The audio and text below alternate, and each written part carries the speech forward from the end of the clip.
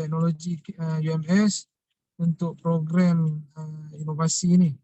Jadi saya sebagai pengarah KV itu rasa sangat terharu, teruja, sangat berbangga di atas komitmen UMS untuk membantu kami dalam projek ini, dan saya harap usaha-usaha ini kita dapat teruskan dari semasa ke semasa dan kerjasama di antara kedua belah pihak dapat diteruskan dalam apa juga bidang. Jadi kami rasa sangat bersyukurlah dengan apa yang telah disumbangkan oleh pihak UMS. Jadi di pihak KV Ladatu saya menyatakan komitmen lah bagi pihak pensyarah-pensyarah dan juga pelajar untuk memberi sepenuh komitmen dan tenaga bagi menjayakan projek ini. Jadi itu sahaja daripada saya. Semoga kita dapat bertemu lagi lah di lain kesempatan. Wabillahi taufik wa hidayah. Assalamualaikum warahmatullahi wabarakatuh. Terima kasih. Terima kasih atas ucapan yang disampaikan oleh Tuan Pengarah Kolej Vocational Lahadatu sebentar tadi.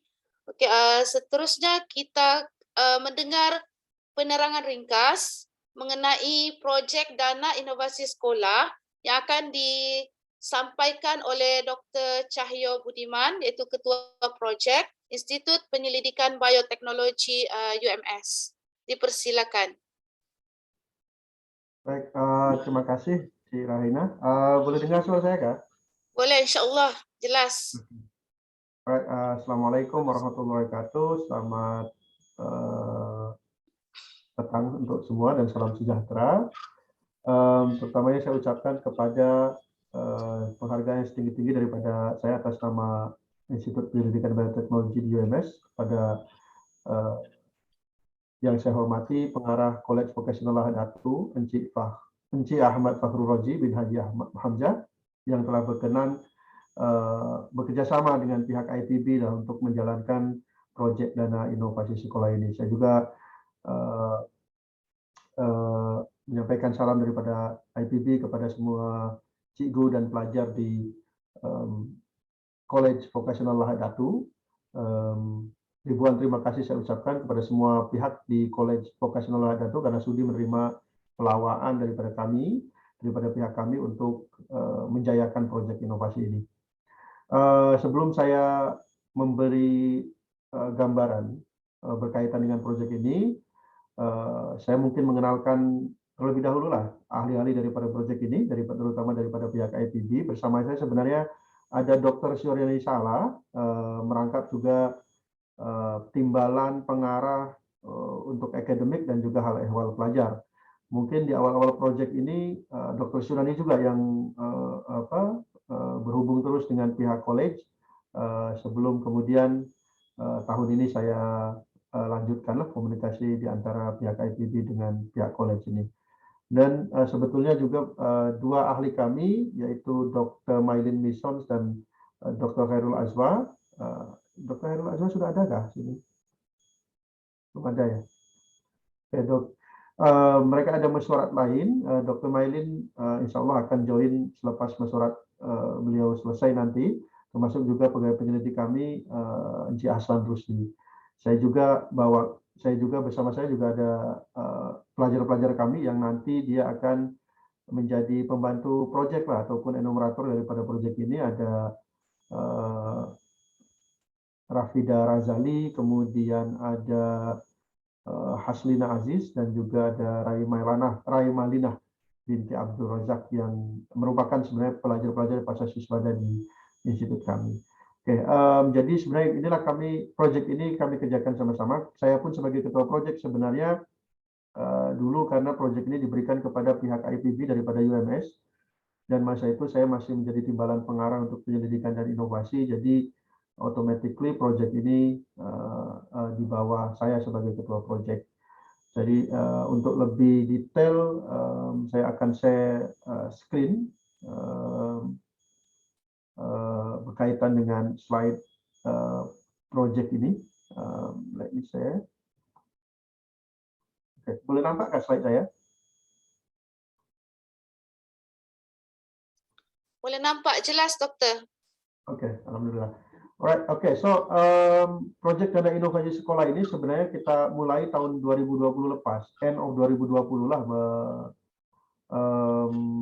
yang sebenarnya diberikan UMS kepada semua pihak fakulti di UMS. Jadi setiap fakulti ini diminta untuk berhubung dengan semua sekolah yang ada di Sabah,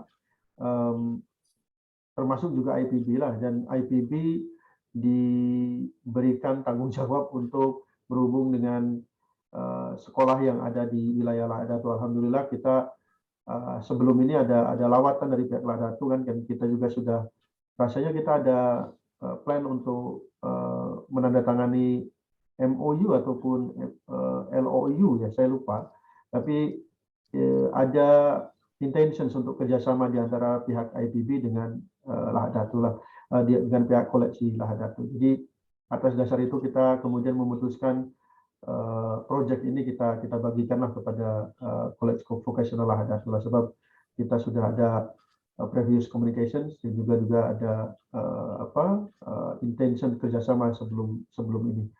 Jadi dana inovasi sekolah ini sendiri merupakan kita consider sebagai internal grant ya daripada pihak UMS yang sepenuhnya dibiayai oleh dana daripada sumber dalaman UMS. Jadi kita ada dana daripada UMS yang sebenarnya nanti kita boleh gunakan untuk menjayakan proyek-proyek inovasi yang ada di pihak sekolah dengan intervensi lah, dengan technological intervention daripada pihak IPB nanti, daripada pencara-pencara di IPB. Jadi sebenarnya tujuan perbincangan hari ini sebenarnya jadi apa-apa ide proyek yang nanti dimajukan College Vocational, nanti kita tolong, kita perhalusi, kemudian kita boleh decide interventions, technological interventions apa yang boleh kita bagi dari pihak IPB, dan kemudian kita boleh run ataupun kita boleh melaksanakan idea innovation tersebutlah. Dan pihak college vocational tidak perlu risau sebab budget daripada memang tidak banyak, tetapi itulah kita nanti perlu fine tune macam mana kita boleh menjalankan proyek-proyek inovasi tersebut dengan budget yang disediakan. Jadi tidak perlu risau budget dia dari mana, sebab kami sudah secure budget itu daripada UMS dan kita boleh gunakan untuk menjalankan idea-idea yang ada di pihak College Vocational, terutama untuk motivate ataupun menyokong inovatif idea daripada kalangan pelajar kita lah. Tujuan daripada program ini sebenarnya ada 4. Yang pertama adalah kita coba menggalakkan budaya inovasi dan kreativiti, terutama di kalangan pelajar kita, dan menyediakan mekanisme pembiayaan dia. Artinya kita bagi budget, kita ada budget, pihak pelajar ada idea, jadi kita sokonglah in case pelajar ada idea tapi dia risau tidak boleh menjalankan idea tersebut karena ada kekangan budget dan seterusnya. Jadi di sini project ini kita datang, okay, we see what we can do. Okay, kalau project itu macam worth it dan boleh kita jalankan bersama-sama, dan kita boleh sokong dari sisi technical advice juga dari sisi budgeting lah. Kemudian juga ini adalah platform interaksi kita untuk transfer teknologi ataupun perpindahan teknologi yang nanti boleh merapatkanlah hubungan antara penyelidik di IPB dan juga di peringkat sekolah ya. Dan karena ini this is the first project sebenarnya, kita tentu saja tidak ingin UMS itu berdiri macam Menara Gading ya, yang jauh daripada Aka Umbi. Jadi ini part daripada kita untuk contribute kepada Aka Umbi, terutama untuk sekolah-sekolah di wilayah Sabah, terutama kepada adik-adik pelajar kita, supaya mereka termotivate untuk terus belajar. Yang pada akhirnya nanti mereka ada motivation lah, berminat untuk melanjutkan pendidikan ke peringkat pengajian tinggi. In particular for biotechnology, ini berkaitan dengan upaya kita meningkatkan minat pelajar di bidang STEM lah. Jadi itu salah satu daripada objektif dari program ini.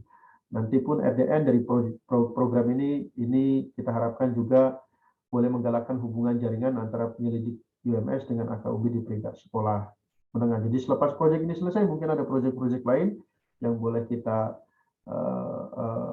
teruskan untuk kerjasama dalam ide-ide inovatif lainnya lah. So dari segi profil mungkin perlu saya sampaikan di sini supaya semua paham berkaitan dengan proyek ini. Proyek ini sebenarnya sudah diluluskan dari bulan Desember 2020, tetapi berhubung dengan COVID ini, kemudian berapa kali kita ada PKP dan sebagainya, kita tidak dapat melawat ke Lahadatu dan seterusnya. Ya. Sekolah pun saya dimaklumkan online, jadi tidak mungkin kita menjalankan ide inovatif project tersebut di sekolah karena pelajar tidak dapat datang ke sekolah lah. Jadi from 2020 sampai sometime on 2021 ini kita tidak berjalan apa-apa, kita just communicate saja. Saya dulu Dr. Suryani yang berhubung terus dengan pihak sekolah sampai kemudian alhamdulillah conditions now is getting better kan. Jadi kita boleh lagi rentas daerah and so on, dan pelajar pun sudah kembali ke sekolah. Jadi rasanya daripada pihak kami merasa bahwa proyek ini masih bolehlah dilanjutkan. Jadi itu kemudian beberapa minggu yang lalu saya berhubung terus dengan pihak sekolah, dengan Cik Rahina. Alhamdulillah, it's quite positive response, dan mudah-mudahan gerakan ini boleh berjalan terus lah. Cumanya dalam perancangan ini kita akan selesai dalam bulan Jun tahun ini. Jadi lepas raya ini sepatutnya selesai, tetapi saya akan majukan untuk extension daripada grant ini kalau kita memang bersetuju untuk nanti meneruskan proyek-proyek yang dimajukan dari pihak pelajar kita. Jadi kita boleh majukan mungkin dalam masa 3 bulan kah ataupun 6 bulan, tapi mungkin 3 bulan kok. Sebab kalau 6 bulan saya takut nanti pihak UMS pun merasa ini sudah terlalu lama and so on. Jadi mungkin kita boleh akan majukan sampai bulan September. Nanti kita tengok ide-ide yang akan dibentangkan dari pihak college ya. Apakah visible untuk dalam masa 3 bulan kita selesaikan. Kurang dari 3 bulan sepatutnya, sebab nanti ada analisis, reporting, dan sebagainya. Jadi officially ini sepatutnya kena selesai bulan Jun nanti, tapi kita akan majukan permohonan extension untuk proyek ini selepas perbincangan kita hari ini lah. Saya sendiri sebagai ketua proyek, tapi sebenarnya saya jadi ketua proyek bukan karena capability saya, tapi masa itu saya sebagai timbalan pengarah, jadi sepatutnya Dr. Maylin take over dari proyek ini. Jadi semua timbalan pengarah ataupun timbalan dekan automatically jadi ketua proyek untuk grant ini. Di ahli tadi saya sudah kenalkan ya, ada Dr. Maylin, Dr. Suryani. Sebenarnya ada satu lagi mantan pengarah IPB, Dr. Zarina Amin, tapi beliau berhalangan untuk hadir hari ini. Dr. Azwa dan Encik Hassan Rusli. Dan saya juga melantik 3 pelajar, yang nanti pelajar pasca siswa kami yang nanti akan menjadi pembantu penyelidik. Nah, ini kami perlukan untuk day to day memonitor activity project, pelaksanaan project di peringkat pelajar nanti, yang macam untuk communicate, untuk detail technical advice daripada pihak kami dan seterusnya. Mungkin pembantu penyelidik ataupun enumerator kami akan bertanggung jawab untuk isu tersebut. Oke, mekanisme proyek ini akan jadi macam ini. Jadi selepas ini nanti sebenarnya ini sudah step 1 ini saya kira sudah selesai. Di pihak pelajar ataupun sekolah memajukan ide inovasi project bersama dengan peruntukan budget yang diperlukan. Ini sudah, jadi saya pun sudah memaklumkan kepada Cik Rahina, dulu kita dapat berapa proposal short proposal yang selepas perbincangan internal di pihak IPB, kita memutuskan 3 proposal sounds visible kan. Jadi bolehlah kita support ya, ini sukun nanti selepas ini mungkin kita akan tengok lebih detail macam mana. Cuma nanti dalam proposal itu kita belum nampak budgeting dia macam mana, kemudian nanti kita juga perlu fine tune di mana pihak IPB boleh berikan intervention dalam kepakaran kita, teknologi dan seterusnya. Dan step 2, pihak IPB memilih proyek yang dimasukkan. Jadi ini pun somehow 80% lah kita sudah selesai ya. Jadi 3 proyek kita sudah shortlisted lah. Kami sebenarnya ingin 3 proyek itu dijalankan ya, tetapi nanti tengok budget itu berapa ya, apakah dalam range yang boleh kita cover atau tidak. Sebab ceiling daripada proyek ini memang terhadap. Kemudian nanti pihak IPB memberikan technological intervention. Ya, ini kita boleh decide hari ini lah apa-apa yang boleh kita buat. Kemudian step 4, pihak IPB nanti menyediakan, selepas nanti kita decide, project A, B, C, apa yang mau dibuat, nanti IPB akan buat apa, project 2, pihak sekolah akan buat apa, IPB akan buat intervention apa, and so on. Berapa budget yang diperlukan, nanti kita dan kita boleh mulakan, kemudian apa-apa bekalan yang diperlukan untuk pelaksanaan proyek itu kita boleh cover. Ya. Nanti mekanisme dia macam mana, apakah dengan klaim kah, dengan kita bagi transfer the funding and so on, kita boleh bincang itu selepas mesyuarat inilah. Sebab itu pun kita perlu berhubung dengan pihak bendahari macam mana mekanisme yang diperbolehkan. Kemudian nanti selepas proyek ini selesai, selama proyek ini berjalan, nanti pihak IPB akan melakukan lawatan di sekolah lah untuk tengok langsung, dan bagi advice ataupun input yang berkaitan dengan pelaksanaan proyek tersebut. Nanti selepas selesai, dari possibility ya, pihak sekolah dan IPB kita akan diminta untuk membuat pembentangan dalam bulan 7 atau bulan 8 mungkin di UMS, dalam event PRK ataupun yang lain. Nah, ini saya belum mendapatkan makluman yang lebih detail, tapi nanti akan saya bagikan kalau makluman itu sudah official lah. Ini pun nanti pihak college tidak perlu risau, sebab transportation cost daripada Lahadatul kepada ke KK ini rasanya pihak UMS akan cover. Nanti saya akan pastikan juga berkaitan dengan ini. Jadi untuk bekalan yang kita perlukan untuk menjalankan proyek ini di pihak sekolah, ya, kita ada ceiling around 15.000 lah ya. Jadi kalau tadi let's say ada 3 proyek yang nanti kita akan tengok sama-sama, bincang sama-sama, saya tidak tahu apakah cukup atau tidak, nanti kita tengok. Ini termasuk juga apa-apa yang perlu dibuat dari pihak IPB. Jadi mudah-mudahan inilah boleh kita cover lah. Kalau tidak, memang pihak UMS meminta minimum 2 proyek untuk kita jalankan sama-sama. Ini kita tengok sama-sama nanti proyek mana. Ini nanti mungkin bulan Agustus atau September ada event kita sebut dengan pertandingan reka cipta dan pertandingan reka cipta, something like that lah. Ada satu kategori untuk dana untuk inovasi sekolah. Jadi sebenarnya kalau saya tidak silap ya, tapi mungkin nanti ada perubahan atau macam mana, tapi yang saya tidak silap nanti kategori inovasi sekolah ini setiap sekolah akan mempertandingkan proyek-proyek inovasi mereka. Jadi di sini nanti kita adalah supervisor daripada proyek inovasi dari pihak college vocational ini untuk dipertandingkan di peringkat UMS. Ya. Agak-agak itulah flow dia ya. Ini contoh-contoh technological intervention daripada pihak IPB yang nanti akan kita bagilah. Kita boleh bagi, kalau buat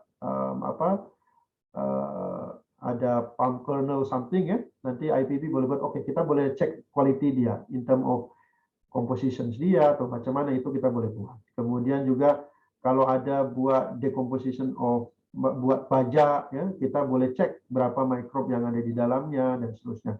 So that part of inilah technological intervention yang kita boleh buat. Dan memang project ini memerlukan ataupun perlu adanya teknologi intervention daripada pihak IPB. Dan pihak kami ada banyak pensyarah di sini, nanti kita tengok apa yang boleh kita buat. Ya, macam ada 3 kan tadi, nanti apakah kita boleh tengok, apakah kita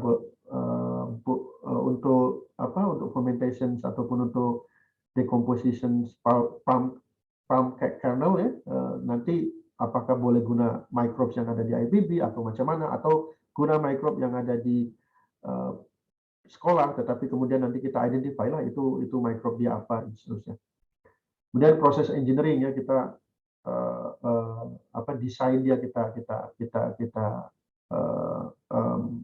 redesign semua proses-proses production dalam proyek itu, ataupun kalau diperlukan, kalau pihak pelajar memerlukan akses menggunakan makmal kita pun akan buka, itu part daripada intervention daripada pihak IPB. So, luaran kita satu adalah at least daripada 2 ataupun 3 proyek, 1 proyek berhasil kita naik tarafkan. yang kemudian nanti selepas proyek ini selesai, pihak sekolah boleh meneruskan proyek itulah untuk taraf yang lebih tinggi lagi. Kemudian kalau ada data-data, kalau berkenaan lah, let's say kalau tadi ada proyek yang berkaitan dengan pokok, nanti ada data berapa dia tumbuh, composition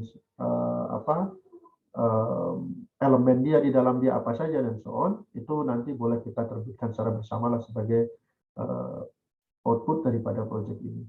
Kemudian juga di peringkat university kita ada memang requirement daripada pihak DPT, MyRA assessment ya, My Research Assessment. Jadi ini pun boleh kita di UMS ini sangat diperlukan, dan memang salah satu tujuan daripada proyek ini adalah kita boleh mendapatkan markah untuk pihak UMS untuk mendapatkan markah bagi MyRA di peringkat university, di peringkat kebangsaan, supaya dia menaikkan ranking lah University Malaysia Sabah di peringkat secara di peringkat kebangsaan. Untuk tahun ini kami mendapatkan mark 4 star, jadi minimum kita boleh dapat activity daripada ini yang melibatkan untuk di recognize di bawah MyRA section ini at least 3 star lah. Jadi itu saja daripada saya, hopefully clear enough lah berkenaan dengan proyek ini. Jadi tujuan kami sebenarnya sekarang hari ini adalah mudah-mudahan perbincangan hari ini kita boleh finalize proyek mana dari 3 yang kita shortlistkan, mana yang boleh kita teruskan. Mudah-mudahan 3 boleh kita teruskan mengikut kepada budget yang ada, kemudian juga technical feasibility ya, untuk macam mana IPB boleh memberikan intervention dalam proyek-proyek tersebut. Saya pikir itu saja, Rahina. Tapi kalau ada soalan pun boleh juga. Kalau boleh saya jawab, insya Allah saya akan jawab. Terima kasih. Assalamualaikum warahmatullahi wabarakatuh. Terima kasih Dr. Cahyo. Berdasarkan penerangan tadi, saya selaku penyelaras Jawatan Kuasa Inovasi College yang juga baru dilantik sebenarnya tahun ini, amat bersyukur atas interaksi yang awal dan penerangan tadi. So, sebenarnya secara tidak langsung, jika kami mengharapkan, ya saya dan tim saya dalam Jawatan Kuasa Inovasi ini amat mengharapkan agar kerjasama ini kita dapat teruskan. Ya, so kami memang amat memerlukan sokongan in term of ya macam tadi ada dana, and then dari segi technology intervention untuk menyemarakkan lagi dan meningkatkan lagi semangat berinovasi dalam kalangan pelajar di college kami. Okey, tanpa membuang masa, kita teruskan sesi kita untuk petang ini mengenai pembentangan projek inovasi yang telah disenarai pendekkan oleh pihak IPB UMS, dan seperti yang telah dimaklumkan oleh doktor lah melalui WhatsApp sebelum ini. So ada 3 projek. Pembentangan cadangan projek hari ini akan disampaikan oleh guru pembimbing terlebih dahulu. Tapi actually pelajar memang pelajar lah yang dilibatkan dalam projek ini. So seperti yang sedia maklum, terdapat 3 projek yang disenarai pendekkan, itu projek mini plant factory, di mana guru pembimbing projek ini iaitu Cik Rosita Roni.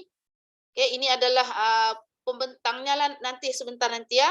Kemudian projek yang kedua, projek pellet pump kernel cake yang akan dibentangkan oleh Puan Azian binti Dakula. Dan yang ketiga iaitu projek Azola Pit yang akan dibentangkan oleh Cik Colin Paulus. Sebenarnya guru projeknya ini yang asal telah berpindah, tetapi kami carry on dengan pensyarah lain atau guru yang lain iaitu Puan Nur Aznina. Namun hari ini guru itu terlibat dengan tugas rasmi di luar bersama dengan pihak lembaga peperiksaan. So untuk hari ini yang akan bentangkan mengenai projek Azola Pit adalah Cik Colin Paulus. Okey, tanpa membuang masa, kita teruskan dengan pembentangan cadangan projek yang pertama daripada college vocational, iaitu projek mini plant factory yang akan disampaikan oleh Cik Rosita Roni. Halo, selamat petang. Boleh dengar suara saya? Boleh dengar suara saya? Boleh, boleh. Rosita. Alright, thank you.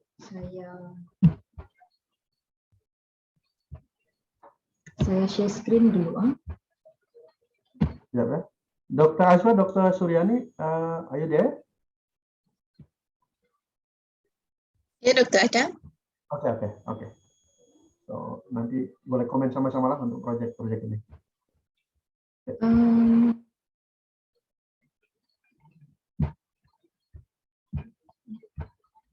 Saya try untuk share screen.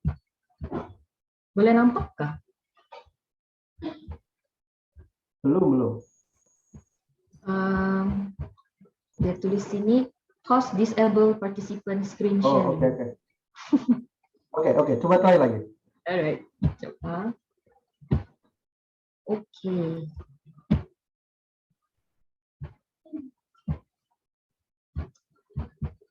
Dapat nampak? Nampak. Alright, saya start lah. Selamat petang dan salam sejahtera. Saya Rosita Roni, merupakan salah seorang pensyarah pembimbing College Vocational Lahadatul Sabah. Ini merupakan cadangan projek inovasi di bawah program agroindustri tanaman, iaitu Mini Plant Factory. Hari ini saya akan mengulas 3 benda ini: pengenalan, kajian literatur, dan metodologi. Pertama, saya adalah pensyarah pembimbing program agroindustri tanaman, Cik Rosita Roni, dan di bawah saya terdapat 3 orang kekuatan, 3 orang anggota, iaitu pelajar 1 diploma agroindustri tanaman, iaitu Muhammad Mirza Aiman, Muhammad Azwan, dan Muhammad Shani. Sebagai pengenalan, kita boleh lihat Mini Plant Factory ini sebenarnya adalah merupakan satu projek inovasi di mana penanaman hidroponik dilakukan secara vertikal di dalam satu kawasan yang tertutup, di mana faktor luar seperti cahaya matahari, nutrisi, kelembapan udara, bacaan pH dan isi bagi cecair nutrisi itu adalah dalam keadaan yang terkawal. Latar belakang kajian, sebenarnya masalah yang ingin dikaji adalah berikut. Pertama, populasi penduduk yang semakin meningkat serta tanah pertanian subur yang semakin berkekurangan. Oleh itu, sebagai solusi, kita melakukan vertical farming, iaitu sejenis penanaman yang dilakukan secara bertingkat-tingkat, di mana ia mampu menghasilkan hasil tanaman yang sebanyak 10 kali ganda berbanding jika dilakukan secara komersial. Secara konvensional, maafkan saya. Seterusnya, masalah kedua adalah perubahan cuaca yang sangat drastik berlaku pada zaman moden ini. Sebagai solusi, kita melakukan control environmental agricultural, di mana sistem ini akan menggunakan LED grow light yang menggantikan sumber cahaya matahari agar tanaman itu mendapat sumber yang sekata dan optimum sepanjang proses penanaman. Samping itu, kita juga menggunakan instrumen khas di mana kita boleh mengukur kelembapan udara dan suhu di dalam ruangan tertutup tersebut.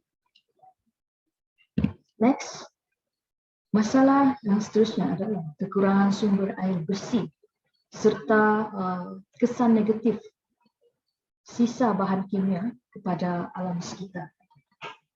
Solusinya, kita akan menggunakan satu sistem yang dinamakan sebagai nutrient supply system. Nutrient supply system ini adalah satu sistem pengairan air dan juga larutan air baja ke setiap tanaman mengikut masa yang telah ditetapkan dengan menggunakan sistem timer. Penggunaan timer ini dapat membantu menjimatkan penggunaan air, sumber air yang bersih. Kedua, larutan baja AB adalah mengikut formula yang telah ditetapkan. Ya, ini dapat membantu mengurangkan pencemaran alam sekitar. Berikut merupakan penyataan masalah yang telah saya sebut sebentar tadi. Kita proceed ke next slide. Objektif projek ini adalah untuk mereka bentuk mini plant factory yang mempunyai sistem pengawalan faktor luar seperti cahaya, nutrisi, tahap kelembapan, suhu dan teknik penanaman agar pertumbuhan tanaman itu berlaku secara optimum. Kepentingan kajian ini adalah dapat menghasilkan satu sistem pertanian alternatif yang lebih baik jika dibandingkan dengan pertanian konvensional. Di samping itu, membantu merancangkan lagi industri pertanian di Malaysia, serta menggalakkan petani moden dalam meningkatkan penghasilan sumber makanan negara bagi memastikan kelestarian dalam pertanian wujud di negara kita. Seterusnya, saya beralih kepada kajian literatur. Menurut laporan ekonomi 1984 di Kementerian Keuangan Malaysia, mengatakan bahawa Malaysia mengalami kadar pertumbuhan penduduk sebanyak 2.5% bagi jangka masa tahun 1981 hingga 1985. Mengikut kadar ini, jumlah penduduk dianggarkan menjadi 15.279 juta dalam tahun 1984, di mana terdapat pertambahan sebanyak 11.2% daripada jumlah 13.745 juta pada tahun 1980. Menurut pakar hidrologi dan pemodenan sungai dari Universiti Kebangsaan Malaysia, Profesor Datuk Dr. Muhammad Ekwan, mengatakan akibat pembangunan pesat, kebanyakan sungai di bandar ini kehilangan upaya ekosistem mereka untuk membekalkan air yang bersih, memproses kumbah serta mengekalkan produktivitinya. Dan dikatakan lebih 80% sungai di bandar utama telah mati akibat pencemaran ini, terutamanya pencemaran daripada sisa industri. Menurut laporan kumpulan pekerja panel antara kerajaan mengatakan perubahan iklim IPCC pada tahun 2021 yang menjangkakan suhu permukaan bumi meningkat dari 1.1 hingga 6.4 darjah Celsius menjelang tahun 2100. Dan jangkaan itu berdasarkan elemen pemodenan hierarki terkini iaitu Earth System Models of Intermediate Complexity dan Atmosphere Ocean General Circulation Models. Kita seterusnya beralih kepada metodologi. Pemilihan bahan dalam projek ini, kita menggunakan pot tanaman vertikal, iaitu materialnya dibuat daripada plastik. Seterusnya, LED grow light yang menggantikan sumber cahaya matahari. Nutrient supply system yang terdiri daripada pam air, timer, larutan baja AB, takungan air. Dan instrumen yang diperlukan selanjutnya ada 3, alat mengukur kelembapan udara dan suhu, alat mengukur tahap pH serta alat mengukur tahap EC. Dan ini merupakan saiz reka bentuk secara kasar yang tinggi lebih kurang 3 kaki serta lebar 1.5 kaki. Jika dilihat di sini, dia adalah satu macam box sebab ini adalah satu sistem tanaman yang tertutup. So the blue one is pot tanaman yang disusun secara vertikal, dan di bawah ini adalah nutrient supply system di mana larutan air baja, serta sistem pump untuk pump, irigasi dan baja untuk bagi proses menyiram tanaman tersebut. And the yellow one adalah LED grow light. Kita akan letak di setiap penjuru kotak ini agar dapat memberi sumber cahaya matahari yang optimum dan sekatan sepanjang proses penanaman. Alright, kita beralih kepada kos bahan mentah. Pot tanaman vertikal memerlukan RM216, net pot planting cup RM50, seeding sponge around RM700, acrylic board RM960, pump air RM40, timer RM45, baja AB RM100, LED grow light RM300, tapungan air RM70, isi meter RM20, pH meter RM20, indoor thermometer hygrometer RM30. Ini merupakan anggaran kos keseluruhan RM2.561. Dan saya sengaja letak budget kos maksimum yang diperlukan sejumlah RM3.500. In case terjadi berlaku masalah yang tidak dapat in case lah. Alright, ini adalah charter gun. Proposal telah dilakukan April, dan jika projek ini diterima, pelaksanaan projek akan berlangsung April, Mei, and June, dan penulisan laporan akan dilakukan pada bulan Jun, dan seperti yang telah dianggarkan, pembentangan akan berlangsung pada Julai. Bagi saya, kekangan pelaksanaan projek ini, pertama, kemungkinan besar soft skill pelajar adalah rendah kerana sepanjang tempoh pandemik berlangsung ini, pembelajaran secara online berlaku. So, hands-on tidak dapat dilakukan. Pembelajaran secara hands-on dan bersemuka tidak dapat dilakukan bersama pelajar. Jadi, bagi mengatasi masalah ini, memang perlu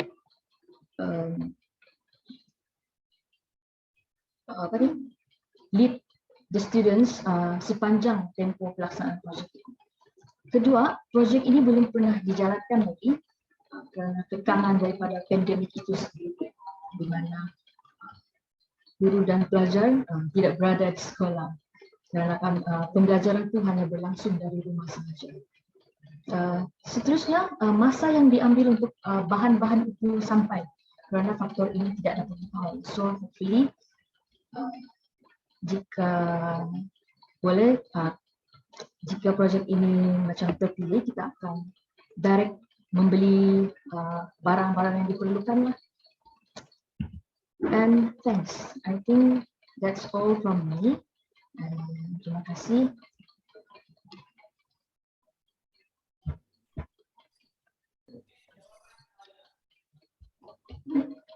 Terima kasih. Boleh ini nggak ada soalan nggak atau komen? Ya, ada soalan atau komen mengenai pembentangan hari ini? Oke, saya ada satu soalan saja. Selepas nanti selesai dia punya project ini, bukan selesai project lah. Selepas nanti the plan is apa yang nanti yang akan di what parameters to observe ya daripada nanti pokok tu, apa ada measurement tidak nanti selepas dalam project ini nanti, apakah dia punya yield kah ataupun grow rate atau macam mana?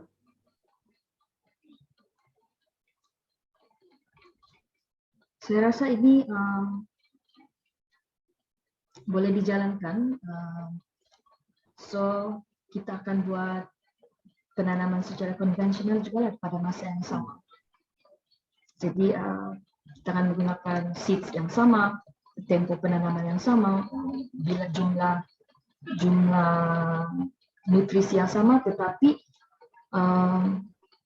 tanaman yang secara konvensional itu akan dilakukan di luar.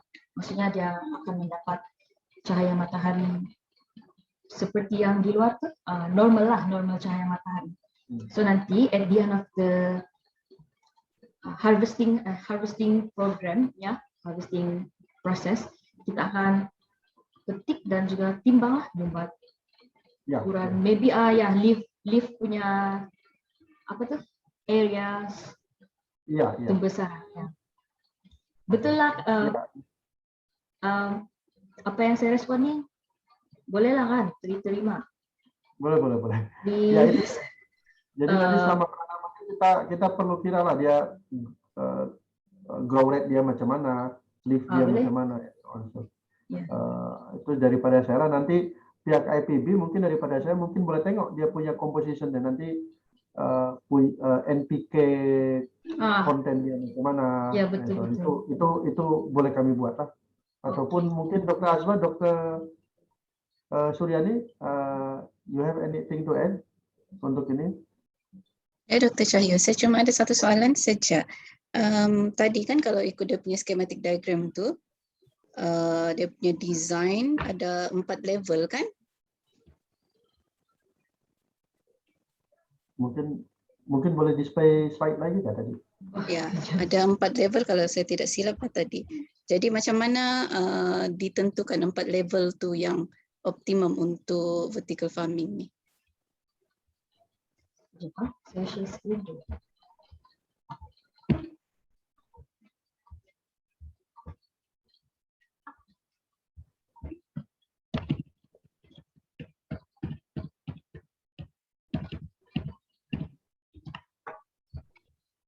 Ini ya? Maksudnya yang ini. Ya, betul. Dia ada 4 level. So, maksud dokter, kita mau tengok level mana yang lebih pembesaran dia lebih optimum lah, macam tu kah? Maksud saya macam kenapa dipilih 4 level, kenapa bukan 5, 6 atau lebih kurang?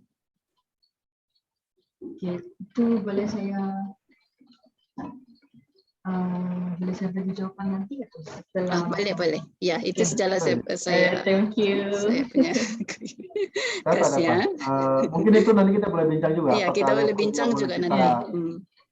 Kita boleh, ini pun boleh juga jadi satu parameter yang kita study lah kan, Dr. Cahyo? Ya, betul. So means macam space lah, macam kita. Ya. Mungkin kalau kita naikkan, kalau kita turunkan, ya, apa kesan dia kan? Adakah dia mengganggu pertumbuhan atau tidak? Kalau kita buat, ada beberapa berbeza nih. Ada yang 5, ada yang 2. Kalau kita buat berbeza macam tuh, dari segi costing tuh. Ya. Bagaimana ya? Gimana? Ini 4 level kan? 1, 2, 3, 4. Kalau kita ada buat lagi 2 level kah atau 6 level, tambah 2 macam tuh, costing banyak lagi kah? Akan efek kah dia punya cost? Akan efek kah dia sebab, punya? Ini saya rasa sebab dia boleh, nanti saya akan cek balik lah, sebab dia kan ada ketinggian dia sendiri macam tu. Ya. So nanti ada space dia yang the optimum one untuk dia punya pembesaran macam tu. Saya rasa ini lah ni kan. Tapi memang ya, memang perlu compare juga dengan yang kontrol yang ditanam dengan konvensional method lah. Untuk budget rasanya for me tidak ada masalah. Dr. Suri, Dr. Azma oke kan? Cuma tadi budget oke.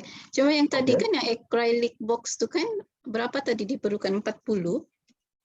Ya, 40 pieces. Apa maksud dia 40 pieces untuk buat total ini kah? Total box ni? Ya, macam box kan. Dia lihat sinar kan. Ya. And then size dia tu bukannya terus buat macam ni. Sesuai macam tu. So dia perlu tambah. Oh, dia nanti kita kena glue batu kan untuk kasih. Okey. Faham. Sebab tu dia perlu. Saya ingat dia 40 unit yang sudah siap begini. Oh, bukan. Alright, sorry. Bawa. Okay, thank you. Nanti kita buat satu unit saja kah? Buat satu unit saja kah? Atau macam mana ini? Ada satu saja kah? Atau Satu buat unit? dua? Atau... Tapi Satu kalau unit saja? macam mau compare, saya rasa Memang satu jalan dulu. Fokus. Oke lah. Dr. Azwa, boleh? Sebenarnya saya ada banyak benda yang mau diperkatakan. Boleh? Ada cukup masa? Bolehkah? Okey. Boleh. Okey, hello, selamat petang. Assalamualaikum dan selamat petang. Boleh saya menggelar Puan Azian kah? Puan Azian kah? Saya Cik Rosita. Oh, Saya Cik. guna Minta saya maaf. guna device. Okey. Cik Rosita ya. So begini persoalan saya ya. Terima kasih kerana untuk pembentangan Cik tadi. Ada beberapa benda yang mungkin saya ingin mempertambahkan lagi untuk membuatkan penyelidikan ini lebih efektif jika tidak keberatan lah. Yang pertama sekali kan berkenaan dengan, mungkin saya boleh menjelaskan apa pendapat saya berkenaan dengan soalan Dr. Suri tadi. Manakala kita akan mereka akan menggunakan LED grow light yang akan menyinarkan satu sumber cahaya yang agak sekata kepada semua. Mungkin ada kebarangkalian bahawa pokok-pokok itu akan bertumbuh dengan satu rate yang sekata. Because jika dibayangkan jika kita tumbuh di luar, then diorang semua akan berkejar-kejaran untuk mencari cahaya matahari kan daripada satu sumber. Tapi jika kita tengok dia punya diagram, memandangkan LED light itu ada di 4 penjuru kotak itu, ada kebarangkalian bahawa penumbuhan tanaman ini mungkin akan bertumbuh dengan secara sekata. Tapi this is also one of the factors yang mungkin kita perlu monitor lah. Salah satu benda yang lain is dari segi penggunaan LED grow light. Adakah mungkin Cik boleh klarifikasikan, adakah lampu ini akan dipasangkan sepenuh masa 24 jam, 7 days a week, atau dia akan dibuat di dalam satu interval yang macam beberapa jam, 6 jam, 6 jam. So ini boleh diletakkan di dalam klarifikasi lahan. Semua ada 24 hours, 12 hours, or 6 hours macam tu per day. Saya ada satu saranan. Saya pernah terlibat dengan satu projek di mana kita ada terlibat dengan di tempoh masa untuk kita sinarkan cahaya untuk mengoptimumkan proses fotosintesis itu. Kita dapati bahawa tanaman-tanaman lebih optimum pertumbuhannya apabila disinari dengan cahaya matahari between 12 jam. 12 jam bercahaya, 12 jam tidak. So ini mungkin salah satu parameter yang mungkin boleh Cik pertambahkan di dalam projek itu jugalah. And ada antara benda ialah berkenaan dengan gancat. So Cik ada saranan tumbuh-tumbuhan apa yang mungkin akan digunakan?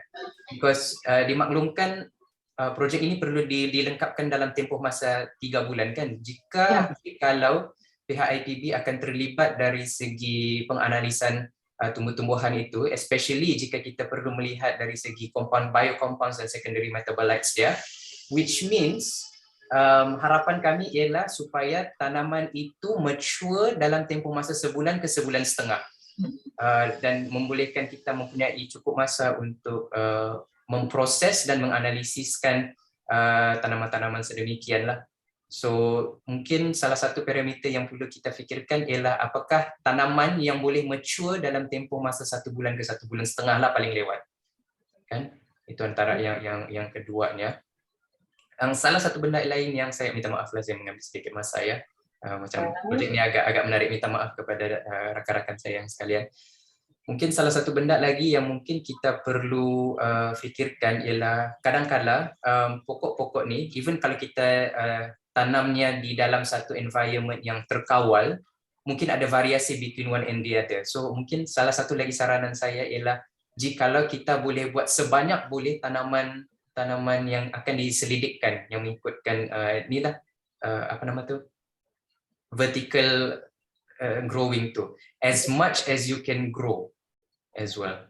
In comparison with your control juga yang akan ditanamkan mengikut normal plant conditions, which means di luar, as much as you can grow. Kalau saya meletakkan 50 tu agak mengarut, lebih kurang lah. 50 boleh lah.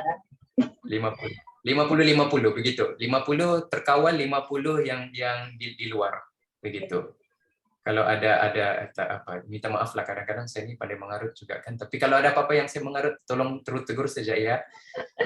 Saya rasa itu sejak sepintas lalu. Tapi jangan risau, kami akan duduk dan berdiskusi lagi cara-cara untuk membantu pihak Anda untuk lebih mengoptimumkan penyelidikan ini. Oke, so itu saja dari saya. Oke. Terima kasih Dr. Azwar. Jadi prinsipnya kita setuju lah dengan proyek ini untuk diteruskan ya. Cuma tadi perlu diperhalusi dari sisi desain. Mungkin kalaupun kita fixkan sisi desain ini 4, it's okay, as long as kita ada justifications lah. Macam mana, kenapa kita pilih 4, bukan 6, bukan 5, dan seterusnya, seperti tadi Dr. Suryani ini. Kemudian juga pemilihan pokok atau tanaman, kita pastikan yang boleh cepat harvest lah dalam 1 bulan atau 1,5 bulan, sebab kita ada masa sangat pendek. Dari pihak kami pun kami perlu masa juga untuk ekstrak, kemudian analyze the compound dan seterusnya. Mungkin selepas ini dalam masa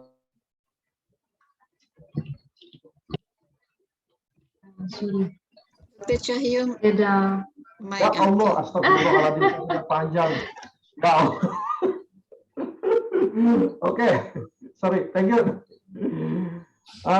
Ya, rasanya saya dan tim dan ahli dan saya bersetuju lah untuk proyek ini diteruskan. Cuma perlu diperhalusi seperti tadi komen-komen daripada Dr. Suryani dan Dr. Azwar ya, berkaitan dengan desain dan kemudian pemilihan pokok. Karena kita ada 3 bulan saja, jadi kalau boleh cari pokok yang 1 bulan memang kita boleh panen. Ini just model saja kan. Kemudian tadi timing untuk LED lighting ya, itu pun perlu kita perhalusi. Kemudian untuk level dia, tadi Dr. Suryani tanya kenapa 4 level, tapi kalau menurut saya kalaupun is okay lah kita start dulu dari 4 ini, kita tengok, as long as kita ada justifikasi kenapa kita pilih 4 dan seterusnya. Rasanya oke saja, cuma nanti bolehkah dalam 1 minggu ini tim dari project ini, di Rosita dan tim boleh perhalusi lah dalam kertas kerja, kemudian hantar kepada kami untuk kita nanti end on. Selepas itu mungkin saya tidak tahu, boleh possible-kah kita start dalam bulan ini juga atau lepas raya? Bulan ini possible saja kalau ngambil. Boleh betul kan? Nah, at least Ya. macam pembelian boleh start buat sudah kan? Sebab sangat singkat kan. Macam ni lah, macam ni. Kalau let's say dalam 1 minggu ini sudah dapat proposal yang sudah diperhalusi, kemudian kita start, apa-apa yang diperlukan mungkin kita boleh start pembelian lah Dr. Suryani kan? Ya, Bahan-bahan yang boleh diperlukan. sudah buat Jadi nanti pembelian. ya boleh start pembelian. Jadi lepas raya mungkin start boleh tanam-tanam lah. Dan nanti kalau pokok dia boleh tanaman dia boleh harvest lepas raya, masa kita melawat ke Ladatu nanti boleh kita sambil makan ayam bakar lah, whatsoever. Oke lah, itu saja dulu ya. Kita masih ada 2 proyek lagi nih. Terima kasih. Oke, Oke, terima ya. kasih untuk Cikgu Terima kasih. Rosita dan juga tim daripada IPB di atas respons lah dan persetujuan untuk meneruskan projek ini. Projek yang pembentangan yang kedua iaitu projek pellet palm kernel cake yang akan disampaikan oleh Puan Azian binti Dakulah. Persilakan.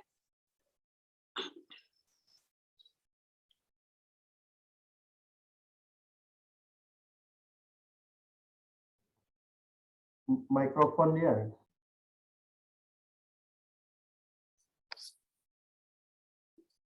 Azian, Oke. Sorry. Okey. Saya akan teruskanlah pembentangan untuk projek kedua, penghasilan pellet PKC. Okey.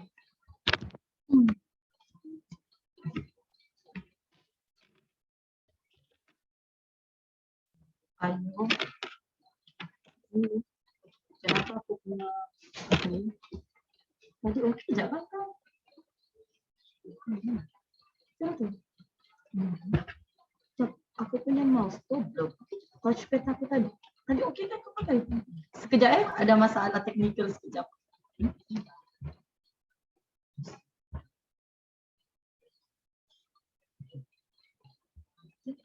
Kan? Saya ini bukan? Ini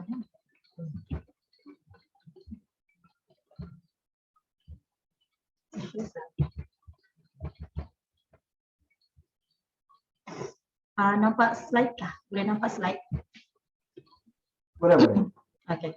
Assalamualaikum dan salam sejahtera. Saya Zabiti Dakula, merupakan pensyarah pembimbing kepada proses projek inovasi penghasilan makanan ayam berasaskan sisa bahan buangan kilang sawit, iaitu palm kernel cake. Okey, saya akan membimbing 2 pelajar daripada program koordinasi tindakan ruminan, iaitu pelajar 1 SPM. Yang pertama adalah Adam Bimaya, kedua Siti Farhadi binti Radin. Okey, seterusnya ini adalah pengenalan kepada projek saya. Okay, palm kernel cake ini merupakan satu bahan buangan industri sawit daripada kilang refinery. Kandungan nutrien yang ada pada PKC ini agak tinggi lah. Contohnya kalsium 0.20%, fosforus, bahan kering, protein kasar dan juga serat kasar. Okey, PKC ini dalam satu kajian lepas mengatakan PKC ini mampu mengurangkan kelembapan najis ayam, di mana bila najis ayam itu kurang lembab, so penghasilan amonia pun akan berkurang. Seterusnya lalat akan dekat kandang tu pun akan berkurang, sekaligus menyebabkan tendensi untuk penyakit tu makin berkuranglah. So dekat sini kita boleh meningkatkan produktiviti kita punya kandang. Okey, seterusnya penggunaan kepada ayam. Namun begitu, penggunaan PKC kepada ayam ni tidak meluas sebab dia mempunyai komposisi serabut yang sangat tinggi. Maksudnya sini PKC ni sukar untuk dihadam. Okay. Seterusnya terdapat beberapa faktor dalam pemilihan bahan tambahan makanan. Okay. Yang pertama, bahan tambahan tu seharusnya tidak mengandungi bahan perosak. Kedua, berkualiti tinggi. Ketiga, mudah dicampur dan dihadam. Keempat, nutrien yang mencukupi. Kelima, mudah didapati dan kos rendah. Dan akhir, meningkatkan pengeluaran ternakan. Okey, untuk penyataan masalah ini, kajian ini, kita menghadapi kebergantungan kepada sumber bahan makanan import seperti jagung dan kacang soya. Ini sekarang ni pun berlakukan terutamanya selepas pelaksanaan PKP, kita makin lihatlah di mana harga ayam meningkat disebabkan harga kos bahan input ataupun seperti jagung dan kacang soya ni meningkat. Okey, bila kos input meningkat, menjadikan kos pengeluaran dan harga ayam di pasaran pun meningkat. Okey, berikut merupakan antara objektif kajian. Yang pertama, menghasilkan makanan ayam yang mengandungi protein tinggi dan tenaga. Kedua, meningkatkan berat badan ayam. Ketiga, untuk mengawal harga pasaran ayam.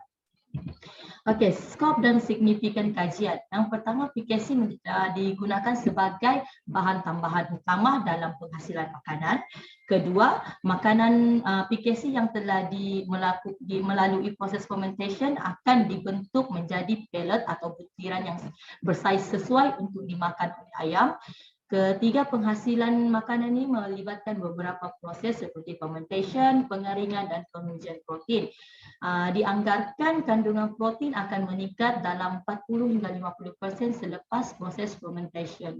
Okey, terdapat juga beberapa kekangan untuk inovasi ini. Yang pertama, kegagalan proses fermentation, tercemarlah. Kedua, kandungan protein yang kurang, penggumpalan pellet. Keempat, kesukaran dalam pemberian pellet dan penimbangan. Okey.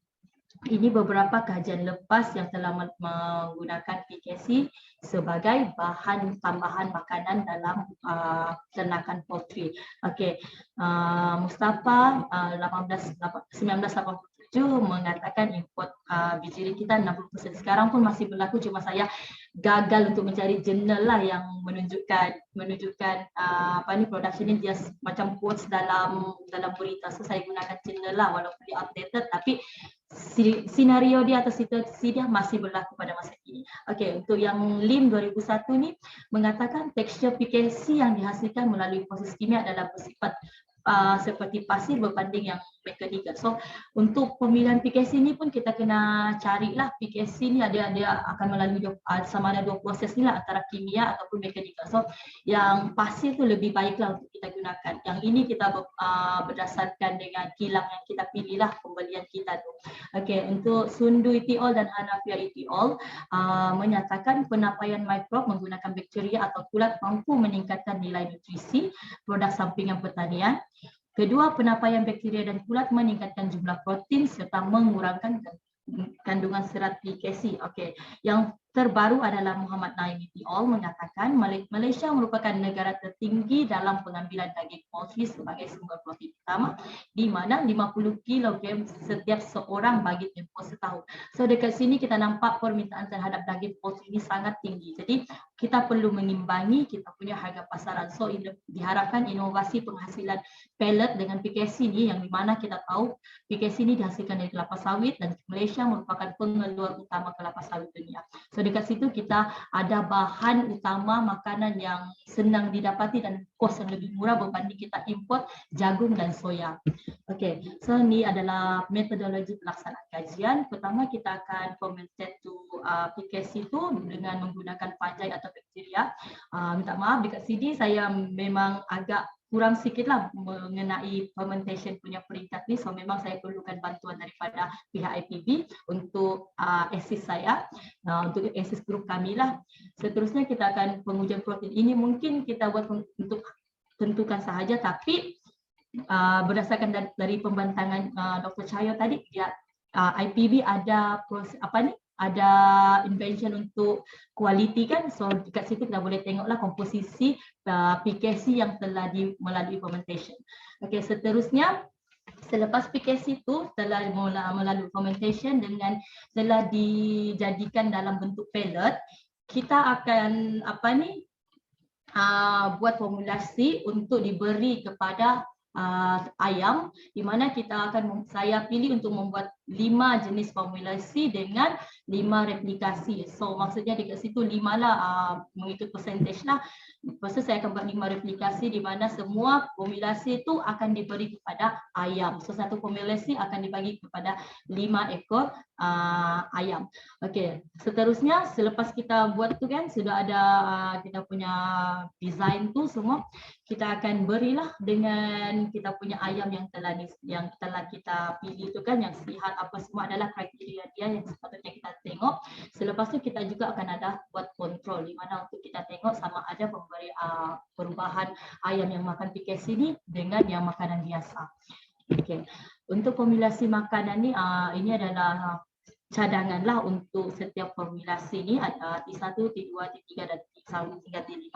Okey, peratusan PKC ni saya start daripada 40% hingga 60%. Lepas tu saya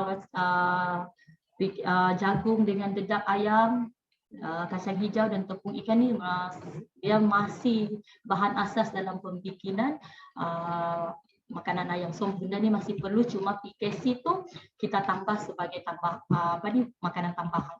Okey, seterusnya anggaran kos. Okey, anggaran kos ni adalah untuk adalah berdasarkan dengan formulation ni. Ini adalah dalam bentuk kilogram. So untuk setiap 50 kilogram untuk satu formulasi. Okey, ini adalah anggaran kos dia. So untuk PKC saya perlukan 291 kilogram. Jadi anggaran harga sekilogram RM1.50. So total semua ni adalah harga dia harga per kilogram. So total semua dalam RM2,915. Okey, ini sebagai anggaran sahajalah. Okey, untuk data analisis, pengujian protein ni atau quality tadi tu yang menggunakan invention daripada pihak IPB. Seterusnya analisis ANOVA daripada replikasi itu kan, bukan replikasi. Formulation tu saya akan uji sama ada terdapat perubahan ataupun perbezaan ketara di setiap formulasi terhadap berat badan. Kedua, analisis linear regression, saya nak tengok siapa antara kelima-lima replikasi itu mana satu yang paling kuat. Okey, akhir sekali cost benefit analysis, di mana tujuan kita kan untuk mengurangkan kebergantungan kepada sumber import dan mengimbangi harga ayam. So cost benefit analysis ni kita akan buat untuk kelima-lima treatment tu. Okey, Seterusnya ni cartagan, proposal dan pelaksanaan projek pada bulan April. Seterusnya penulisan akan bermula pada bulan Jun, sebab untuk pelaksanaan projek ni dia mengambil masa sikit sebab implementation pun yang saya baca sekurang-kurangnya memerlukan dalam 14 hari. Seterusnya untuk pemberian makanan ayam ni beberapa kajian lepas buat dalam 8 minggu untuk analisis lah, untuk catat rekod pertumbuhan ayam. So pembentangan dianggarkan pada bulan Julai lah. Itu sahaja pembentangan dari pihak saya, daripada kumpulan saya lah. Oke, terima kasih. Sekarang kita boleh nih kalau ada komentar ke Dr. Suryani, saya ada beberapa nih. Boleh saya start dulu lah. Untuk ayam nih kita pakai ayam apa ya yang untuk nanti ayam setakat ini mungkin saya akan gunakan ayam pedaging sahaja. Yang broiler tu kan? Broiler punya. Boleh juga, dia sebenarnya belum stick lagi sebab daripada kajian lepas ada juga mengatakan yang PKS ini mampu meningkatkan kekerasan cengkerang telur. So kalau saya buat untuk ayam penelur pun boleh juga. So dekat sini saya kalau ayam penelur dia lama untuk dapat lama kan? Atau macam mana? Mana yang saya masalah timing saja. Itulah kalau macam ayam pedaging ni lebih cepatlah berbanding ayam penelur. Selalunya dalam tempoh 3-4 bulan orang sudah boleh jual kan, terlalu besar. So mungkin dekat situlah boleh. Lebih kepada ayam pedaging lah. Cuma kalau ayam pedaging, kita usually ayam pedaging ni 4-6 minggu lah. Dia perlu banyak vaksin dan seterusnya. Jadi saya tidak tahu costing dia okey kah tidak.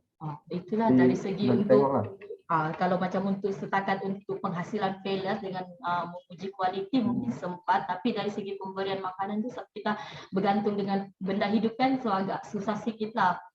So memang akan consume masa. Mungkin kajian ni boleh sampai penghasilan pellet untuk uji komposisi protein dia, nutrien dia. Okey. Saya bersetuju kalau sampai penghasilan pellet saja, sampai kita penghasilan pellet ni. Karena untuk pengujian kepada ternak macam memakan masa yang lebih. Dia akan memakan masa patut memang tak sempat. Dia punya costing mungkin lebih banyak lagi. Dan kalau di UMS kalau apa-apa yang menggunakan haiwan nih dia perlu ada kelulusan dari jawatan kuasa etika. Okey. Itu jadi susah. Itu saja. Kemudian untuk 5 formula kan dengan 5 replikasi. Itu kalau macam kita just untuk penghasilan pellet, so benda tu kita inilah untuk pengujian tu. Okey. Tapi saya tidak tahu nanti Dr. Suryani atau Dr. Azwa mungkin boleh komen juga. Satu lagi mungkin saya boleh add on kan, kalau sebab banyak kita proses PKC ini palm kernel cake ini dengan cellulolytic enzyme kan, ataupun mikroorganisme yang boleh menghasilkan cellulose enzyme. Kami ada beberapa mikroorganisme yang produce cellulolytic enzyme. Jadi bolehkah kita add on satu treatment di mana PCK satu treatment dengan menggunakan mikroorganisme daripada IPB yang bisa menghasilkan PCK. Nanti kita tengok kualiti dia macam mana. Boleh. So maksudnya dekat sini saya ada 2 treatment lah kan daripada kami. Okey, boleh. So mungkin dari situ mungkin kita boleh bandingkan dari segi dia punya komposisi lah kan, siapa yang lebih baik menggunakan mikro dari sana kah atau dari sini. Okey, cuba lagi satu lah doktor, saya mengaku saya memang fermentation ni biotek ni saya memang kurang sikit. Lagipun saya sekarang sudah di unit lain kan, so memang saya perlukan bantuan lah dari segi. Sebetulnya menarik kalau kita buat sampai testing dengan ayam, tetapi saya tidak tahu dari masa dan seterusnya. Kalau fermentasi saya pun tidak paham. Itu Dr. Suryani yang lebih paham. Okey. Daripada saya itu saja, Dr. Suryani mungkin boleh add. Ya, terima kasih Dr. Cahyo. Terima kasih Cikgu Azian kah? Cikgu Azian? Saya. Okey. Projek yang menarik sebab kita fahamkan yang PKC memang sangat banyak di Sabah especially kan. Boleh saya tahu yang PKC itu dari kilang mana ya? Dia punya sumber?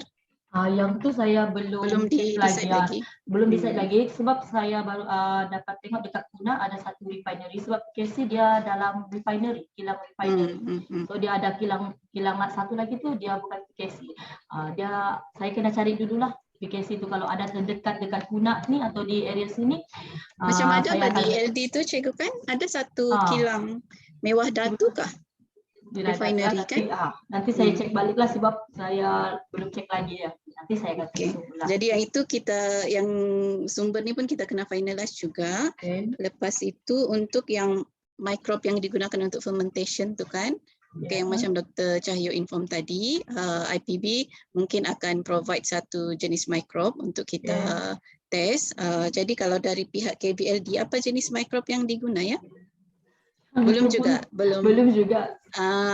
Okey kalau Kalau begitu tidak kita pakai beberapa microbe yang ada di Ya. IPB lah. ya. Dr. Safi, saya atau siapa yang ada kita Ya. bawa. Okey, boleh. Saya boleh sebab ada kekangan masa juga lah dari segi makmal kami di sini. Memang kekurangan lah untuk makmal bioteknikasi. So memang saya perlukan lah Boleh. makmal dari luar. Kalau IPB boleh salurkan, lagi bagus lah. Lagi mudah dan lagi boleh buat cepat lah. Nah itu senang lagi, boleh. Boleh. Ya. Kalau microbe bagi dengan Dr. Cahyo. Okey. Boleh. Okey, saya rasa itu saja dari saya. Nanti actually we are looking forward lah untuk bantu apa yang boleh. Thank you, doktor. Terima Jadi kasih. kita setuju kita sampai pelleting saja ya, Dr. Sudiani? Iya, saya rasa kan Dr. Cahyo boleh jugalah kita sebab kalau ayam pedaging tu kan dalam 42 hari kan boleh harvest sudah kan sepatutnya. Iya. Macam sempat juga saya rasa lah. Dari timing oke sih, cuma dari costing boleh nggak Ibu balik kalau kita masukkan animal testing ini berapa? Oh ya kan cuma isu dia etika tu pula kan, ethical approval Dan tu kan. masalah etika Iya. sebenarnya. Tidak Cuma apalah kalau begitu. kita tidak publish oke saja. Ini untuk record di pihak sekolah saja. Cuma boleh juga lah kalau begitu kan Dr. Cahyo. boleh sebenarnya. Cuma saya minta coba kalau kita include ayam berapa adding cost dia. Sebab saya tahu untuk broiler lah, let's say Cigu perlu beli DOC, DOC mungkin murah. Yang saya risau ini obat dia, vaksin dan so on.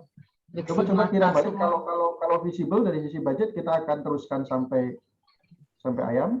Untuk pengetahuan dokter, kita sini nanti ada unit tengok costing lah kalau ayam tu cost dia berapa. Kalau tidak silap macam RM5 kan satu ekor anak ayam tu. Tinggallah berapa sampel yang perlu digunakan. Best juga kalau kita boleh sampai ayam. Ya tuh. kan? Ya. Nanti panen, itulah nanti combine dengan tanaman yang dari project 1, boleh buat ulang-ulang macam itu. Boleh buat kenduri sudah. Oke. Jadi kita terlalu di situ, tadi budget yang dimajukan pun oke setakat nih, tapi coba tengok balik dengan kalau kita tambah akan ayam kan? Ya, ada tambah ayam berapa. Nah, dalam 1 minggu lah kita Dr. Aswa? Saya ada mungkin satu perusulan mungkin kali begitu. Macam apabila kita untuk mengeteskan dekat ayam kan, saya rasa salah satu parameter measurement yang mungkin tidak berapa reliable is the mass of the animals itself. I am more prone to analyzing dia punya biological readings. So dari segi apa-apa enzim yang diorang boleh secrete from eating the feed lah sebenarnya. Tapi jikalau kita nak buat macam tu, saya rasa dalam tempoh 3 bulan tu memang very tight. I assume formulation itself would take sebulan lebih. Feeding to the chickens pun akan ambil masa 42 hari ya paling it will take 50 days lah. So sebulan setengah, 40 hari sudah habis 3 bulan begitu. So kita boleh extend sampai bulan September, Dr. Azwar. Boleh extend sampai bulan September lah. Then I think it is feasible. Cuma mungkin kita kena developkan satu method untuk what are the markers that we would like to measure from the feed itself lah. But I think that we need to sit down and discuss on that. But I think it is feasible lah, we can do that. Yeah. Basically macam ni, for me ya, nanti kalau costing dia visible untuk sampai ke ayam, nanti kita boleh collect darah dia ataupun meat dia, kita simpan sampai nanti kita boleh buat analisis di IPB lah. So for this project, basically kita ada dua intervention yang boleh kita buat. Satu adalah microorganisms dia, kita boleh bawa dari IPB. Yang kedua nanti analisis dia lah, yang apa? Seperti Dr. Azhar mention. We see kalau kita boleh tengok sampai, I really hope kita boleh buat sampai level ayam nih. Ya. Saya usahakan. Kami akan try usahakan. Pernah buat juga nggak? Pernah pelihara ayam juga sampai panen? Sebenarnya nih proyek saya masa diploma tapi untuk makanan lembu. So saya pernah, tapi untuk ayam tuh saya pernah juga. Dengan lagi satu college vocational ada unit poultry, mungkin saya boleh minta sedikit panduan lah lagi daripada unit poultry itu. Alright, okay. Okay, Dr. Azhar, anything else? Satu lagi saranan, just in case, just prepare untuk worst case scenario di mana jika kita tidak dapat teruskan sehingga ke untuk bagi makan kepada ayam-ayam tu, mungkin kita akan fikirkan satu output yang kita boleh adequately measure lah dari segi formulation tu. At least one or two lah yang kita boleh differentiate between the different types of formulations. So itu saja dari saya. Okay, terima kasih Dr. Azhar.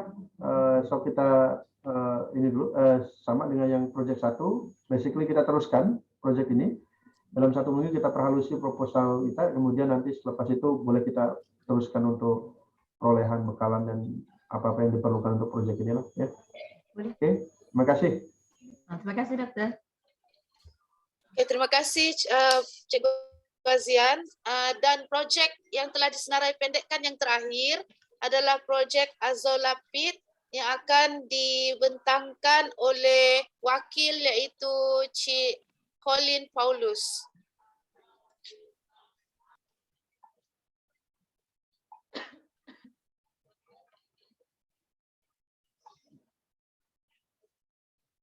Kenapa saya share screen dulu?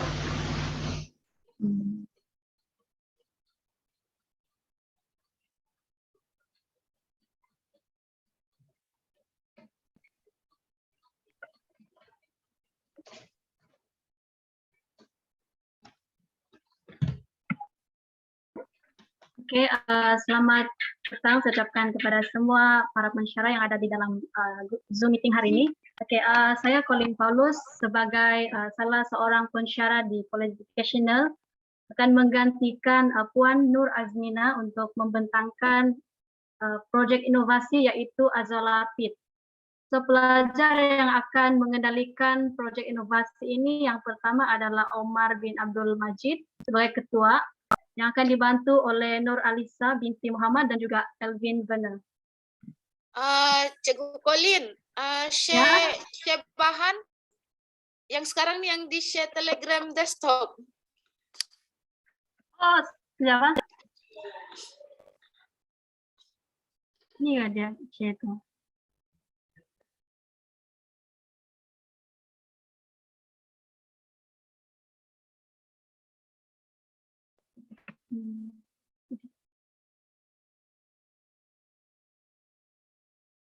Ya, stop sharing.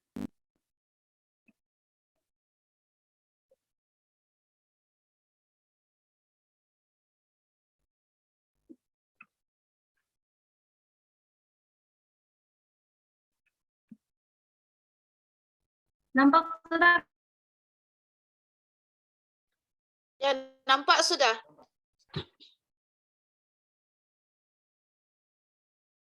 Dengan pengenalan kenapa spesies, sebab dia merupakan salah satu keluarga daripada azolasi, yaitu tumbuhan akuatik. Dia adalah tumbuhan yang tumbuh di atas permukaan air, berwarna hijau dan juga selalu kena jumpa di kawasan sawah padi ataupun kolam. Oke, kelebihan azola nih, dia mempunyai, dia sama seperti pokok kacang, di mana dia boleh mengikat kandungan nitrogen dan juga dia mempunyai nutrien yang banyak. Selepas itu dia juga dapat menggantikan kokopit karena sifatnya yang boleh menyerap air dan juga nutrien. Oke, ini pernyataan masalah kami. Yang pertama adalah penggunaan media penanaman kokopit memerlukan pembajaan karena nutrien di dalamnya adalah rendah. Dan yang kedua adalah kesukaran mendapatkan sumber medium tanaman untuk anak benih. So, inovasi ini dijalankan untuk menyelesaikan masalah ini, dan objektif kajian yang pertama adalah untuk menghasilkan media penanaman mengandungi kandungan nutrien tinggi dan tidak memerlukan pembajaan. Dan yang kedua adalah untuk mengukur tahap pembesaran pokok cili dengan menggunakan azolapid. Oke, di sini saya nyatakan dua kajian literatur berkaitan dengan azola spesies yang ditulis oleh Hanafi et al. Beliau menyatakan bahwa azola menyumbang banyak faedah kepada penanaman padi, yaitu mampu mengurangkan kos untuk penanaman padi dan meningkatkan hasil padi. Bagi So et al, dia menyatakan bahwa azola ini mampu menyerap nitrogen atmosfera secara langsung melalui hubungan simbiosisnya dengan anabena yang melaksanakan biologi penetapan nitrogen, manakala tumbuhan lain memperoleh nitrogennya dengan menyerapnya daripada kompleks sebatian dalam tanah melalui akar. Next. Oke, ini metodologi kajian untuk proyek inovasi ini.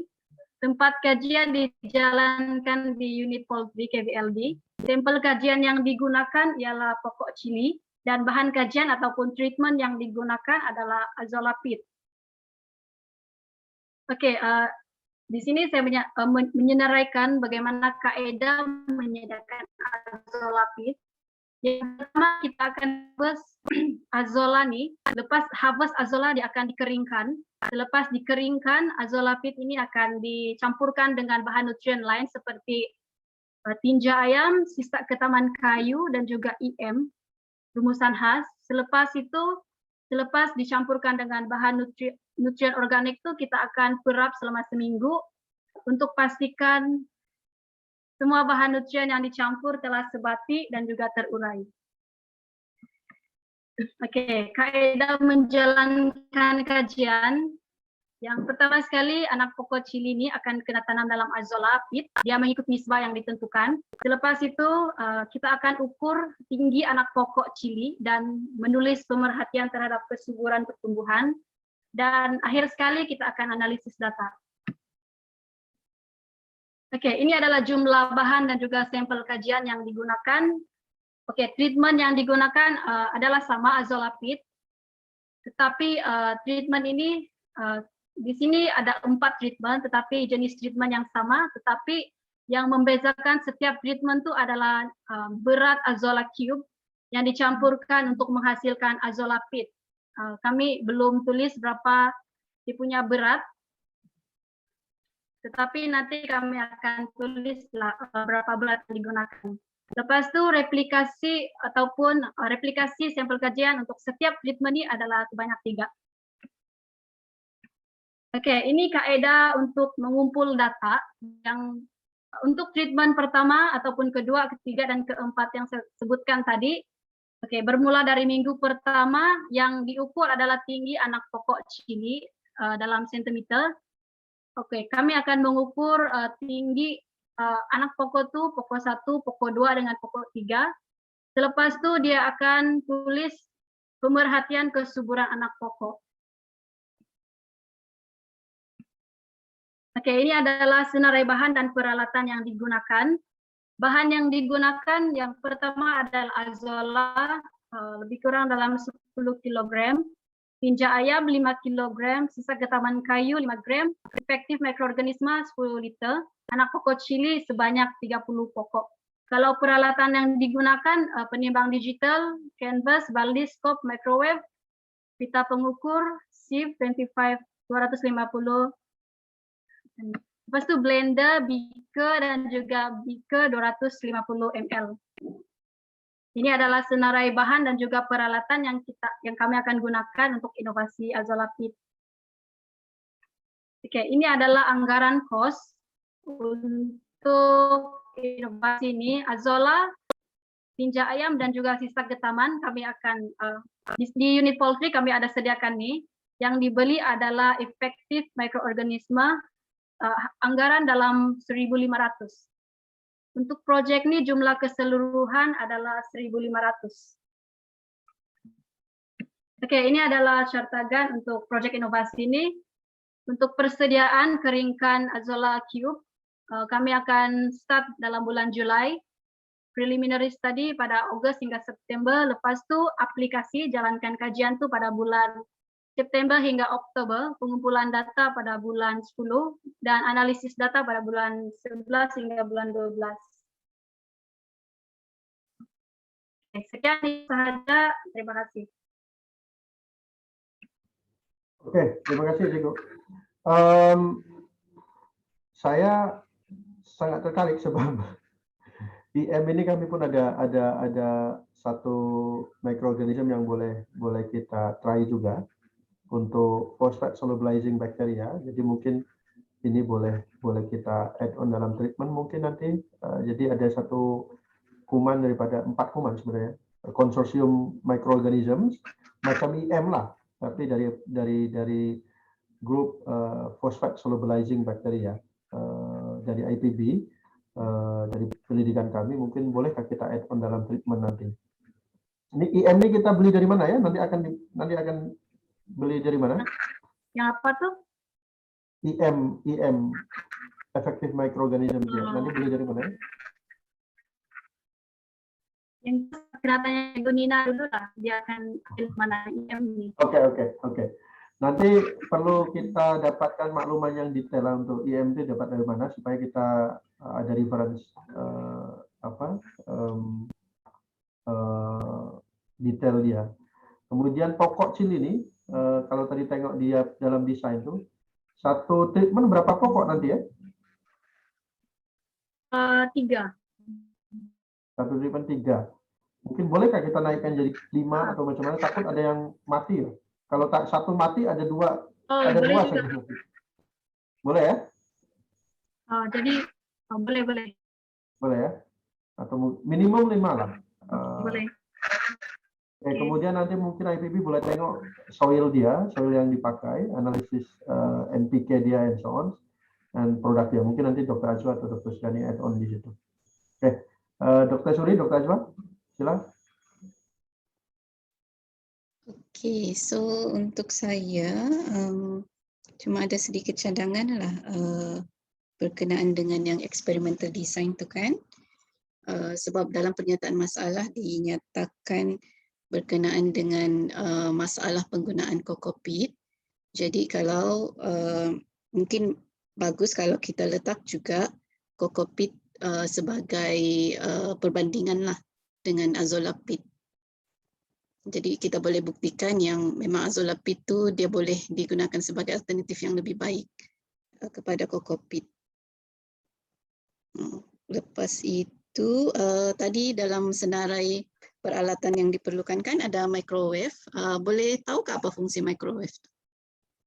Oke, yang Cikgu Nina inform dengan saya microwave itu kan untuk keringkan Azolla tuh.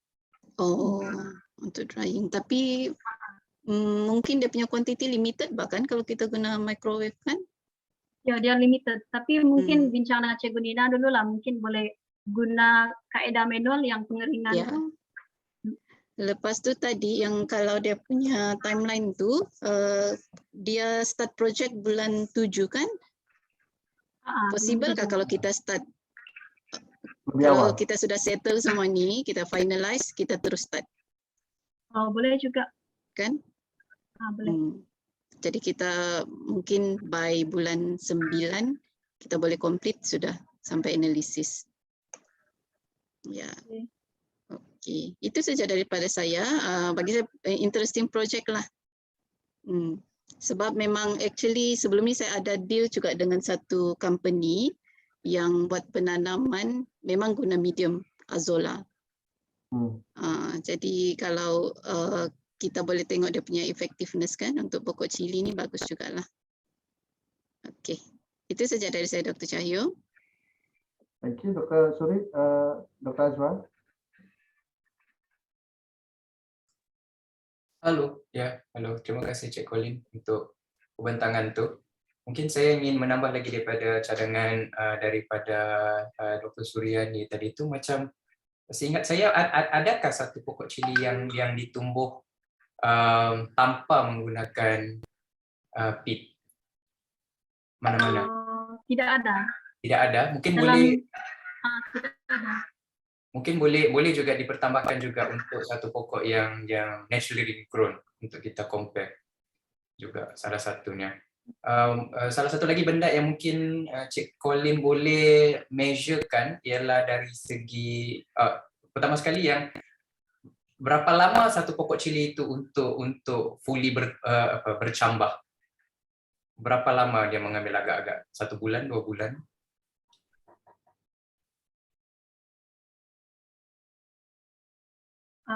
Pokok cili itu dia bertumbuh ke? Ya, bolehlah. Pokok yang cili itu bertumbuh sampai ngam untuk matang cilinya. Macam berapa lama tu Datuk Kakak? Kalau itu saya belum pasti, saya bukan mengajar unit tanaman, jadi Okay. Tak apalah. Saya rasa itu juga boleh menjadikan salah satu parameter untuk kita observe jugalah, rather than kita tengok dari segi berapa ketinggian pokok cili itu. Mungkin kita boleh tengok betapa cepatnya buah cili itu sendiri matang, and at the same time juga dari cili itu kita boleh measure dia punya biocompounds jugalah, bergantung dengan dia punya supplements yang digunakan untuk mencambahkan pokok cili itu sendiri. So itulah antaranya. Saya rasa itu saja daripada saya. Terima kasih kerana again for your presentation and for the interesting topik. Terima kasih Dr. Azwar. Jiku, boleh saya tengok lagi kan desain eksperimen dia tadi yang dalam table tuh. Jadi saya mau follow up yang apa Dr. Suri cadangkan.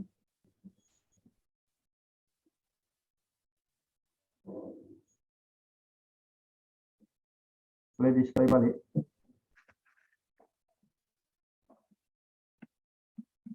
Yang table.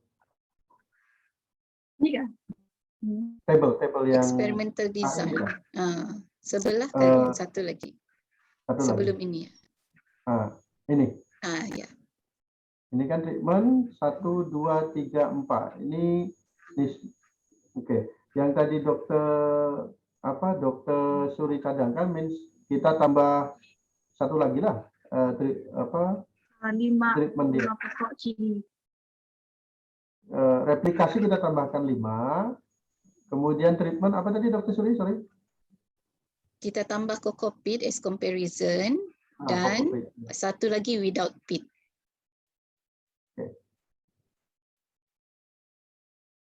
Terus mohon juga tambahkan satu treatment yang, nah ini guna IM semua kan? Apa? Satu dengan IM plus PSB yang kuman daripada microorganism daripada IPB. Jadi kita buat intervensi. Oke. Rasanya itu sih. And then boleh next slide kan tadi yang kesuburan tuh. Kesuburan apa mau diukur ya? Kalau dia just pemerhatian yang macam kalau dia pokok tuh dia subur ke tidak, dia akan tulis pemerhatian. Oke. Ini yang tadi mungkin Dr. Azwar cadangkan. Jadi tengok bila dia start berbuah, kemudian tinggi pokok dia. Jadi kuantitatif data mungkin kita perlu record lah. Tengok inilah apa parameter-parameter yang perlu dikira. Oke. Saya pikir itu saja, nanti kita perhalusi lagi dalam proposal. Jadi Cikgu Raihana, mungkin dari kami prinsipally setuju untuk 3 proposal ini diteruskan. Oke nggak Dr. Suri dan Dr. Azwar? Ya, oke. Seperti yang kita bincangkan hari itu kan? Ya, untuk tapi perlu diperhalusi lah seperti tadi kita bincangkan. Kalau boleh dalam 1 minggu ini bolehkah dihantarkan detail proposal ya, mungkin tidak perlu, yang kami perlukan sebenarnya detail proposal ini detail metode dia supaya kita boleh tengoklah di mana kita boleh buat intervention ataupun kita boleh improve di mana-mana diperlukan untuk kajian ini. Sebab walau bagaimanapun ini nanti jadi kajian penyelidikan juga untuk kami. Jadi nanti mungkin kalau diperlukan format dia pun nanti saya boleh bagilah dengan Ciku Rehanan untuk nanti boleh ditengok. Selepas 1 minggu mungkin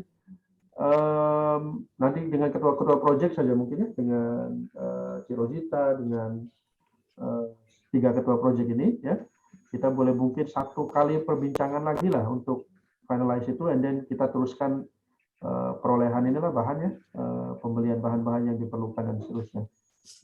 Itu saja sebenarnya ya.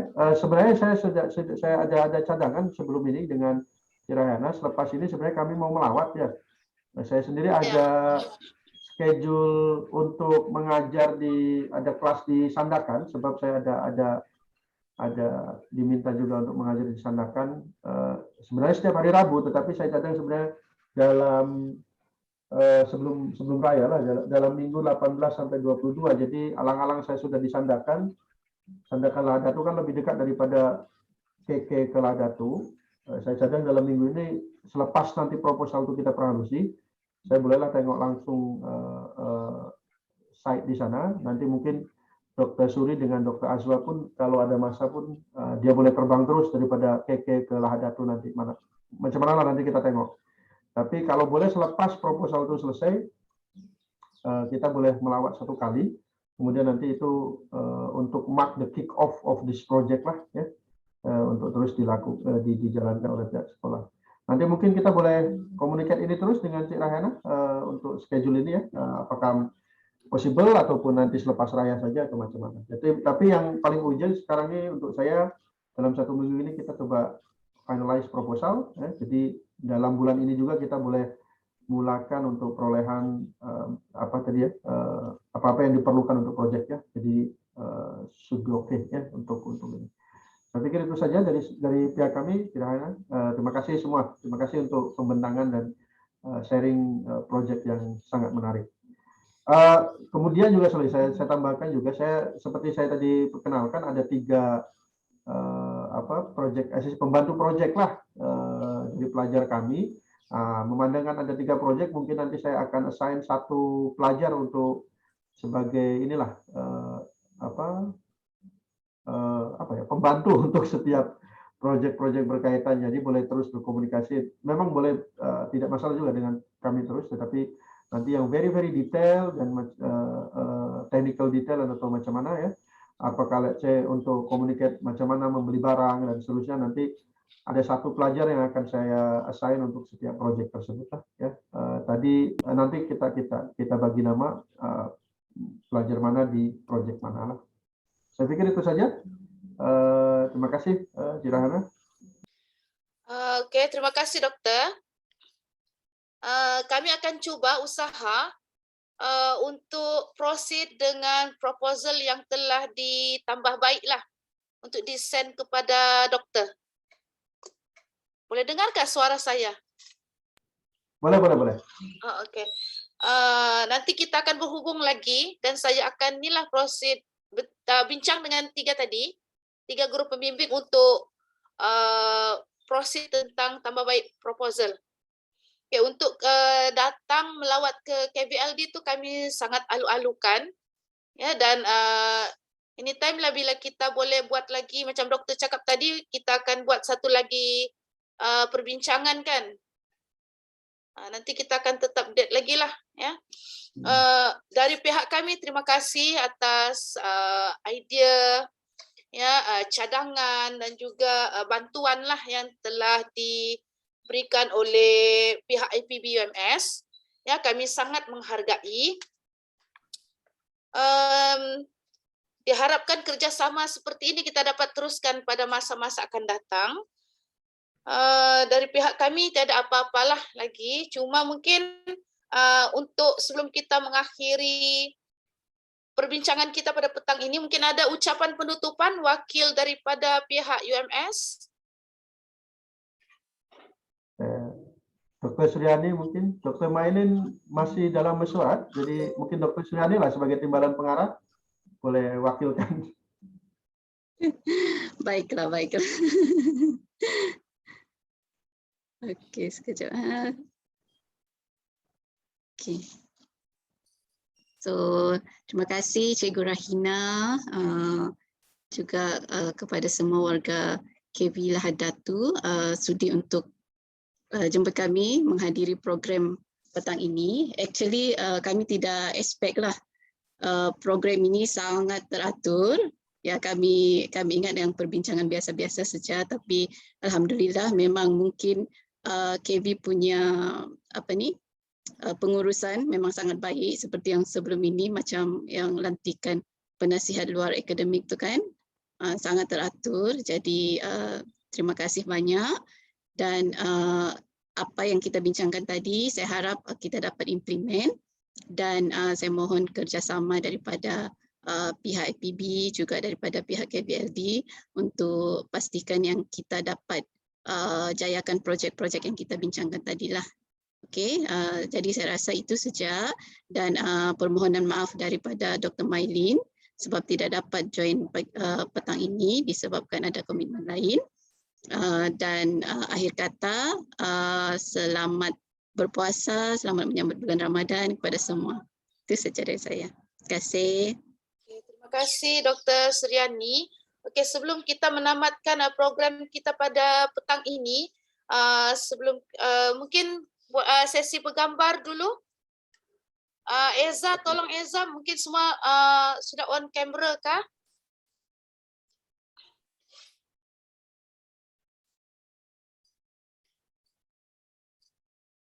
Eza? Yan buat Kak. Oh, okey, Yan. Tolong Yan. Okey, semua on camera boleh. Terima kasih. Sudah ni tadi.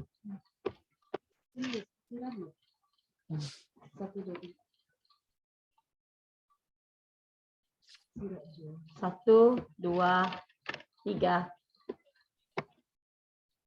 Okey,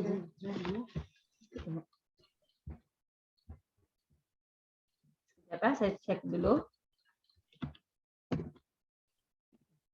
Mau sekali lagi? Boleh juga. Boleh sekali lagi kan? Kita ambil lagi sekali ya. Okey, 1, 2, 3. Smile. Sekali lagi.